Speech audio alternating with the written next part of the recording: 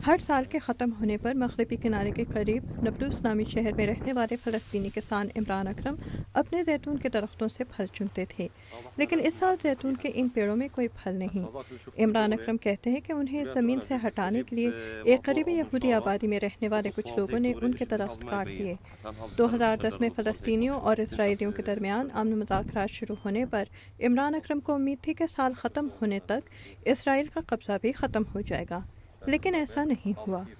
मुज़ाकरात से पहले मुझे कुछ 40-50% उम्मीद थी कि मुज़ाकरात के नतीजे में कोई अमन मुआहदा तय हो जाएगा, लेकिन ये तमाम मुज़ाकरात नाकाम रहे। मशरिक़ वस्ता में अमन मुज़ाकरात कराने की कोशिशें अमरीकी इंतज़ामिया ने 2010 के इब्तिदा में ही शुरू कर दी थीं। मशरिक़ वस्ता के लिए सदर ओबामा के ख़ुसूसी मंदूब जॉर्ज मिचेल ने इस इलाके का दौरा भी किया। मई में अरब लीग ने बिलवास्ता मुज़ाकरात की हिमायत की। अमेरिका ने हमारे मुतालबात मस्बत अंदाज से सुने हैं और हमें उम्मीद है कि हम अल्फाज ही नहीं, उन पर अमल दरामद भी देखेंगे। फ़लस्तीनियों का कहना था कि वो बराह रास्त मुज़ाकरात में उस वक्त तक शिरकत नहीं करेंगे जब तक इसराइल मग़रिबी किनारे में आबादकारी और तामीराती काम नहीं रोकता। अमेरिका की जानिब से दबाव के नतीजे में और नेक नियति का मुजाहरा करने की खातिर इसराइल ने 10 माह के लिए आबादकारी की कार्रवाइयाँ अल्तवा में डाल दीं। सितंबर में वाशिंगटन में बराह रास्त मुज़ाकरात का आगाज़ हुआ। यहाँ आकर आप दोनों ने एक बहुत मुस्बत कदम उठाया है, अपने लोगों को उस तारीख की कैद से रिहा कराने की जानिब जिसे हम नहीं बदल सकते, और एक ऐसे पुरअमन और अजीम मुस्तक़बिल की जानिब जो सिर्फ आप ही के इख्तियार में है। लेकिन उम्मीद की ये किरण बहुत जल्द ही डूब गई।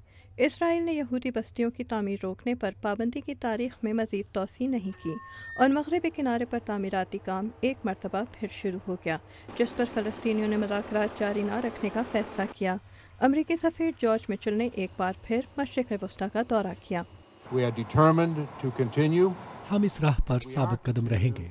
हम इन दोनों पार्टियों के दरमियान इत्तेफाक कायम करने की कोशिश जारी रखेंगे ताकि बराह रास्त मुज़ाकरात जारी रहे। अमेरिका ने इसराइल को यहूदी बस्तियों की तामीर रोकने के बदले में जंगी जहाज़ों और सफारती ज़मानत की पेशकश की ताकि मुज़ाकरात दोबारा शुरू कराया जा सकें। इसराइल ने इस पेशकश को कबूल करने में ताख़ीर कर दी, जिस पर इस माह अमेरिका ने अपनी यह तजवीज़ वापस ले ली। मुझे शुरू से ही इन मुज़ाकरात से कोई तवक्को नहीं थी और अब भी कोई उम्मीद नहीं है, क्योंकि फ़लस्तीनी मुश्किल फ़ैसले नहीं कर सकते।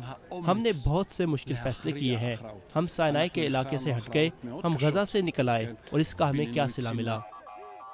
बहुत से इजरायली समझते हैं कि 2005 में गज़ा से यहूदियों के हटने के बाद वहां हमास ने कब्ज़ा कर लिया है, जो कि अब गज़ा से इसराइल पर रॉकेट हमले करता है। बहुत से इजरायली ये भी समझते हैं कि अरब इलाकों से अपने लोग हटाने से ना इसराइल के कोई दोस्त बने और ना उसकी सिक्योरिटी की सूरत हाल में कोई बेहतरी आई।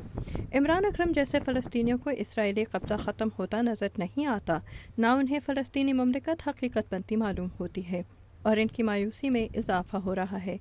ये कहते हैं कि इसराइली फ़लस्तीनी और अमरीकी मुज़ाकरातकारों को चाहिए कि वो जल्द अज जल्द इस मसले का कोई हल तलाश करें। मेरा सिर्फ ये मुतालबा है कि ये तमाम मुल्क हमें भी चैन से जीने दें और खुद भी चैन से जिएं। जब यहूदियों ने आकर मेरे दरख्त काटे थे तो मैं सिर्फ काम ही कर रहा था। मैं सिर्फ एक किसान ही हूँ।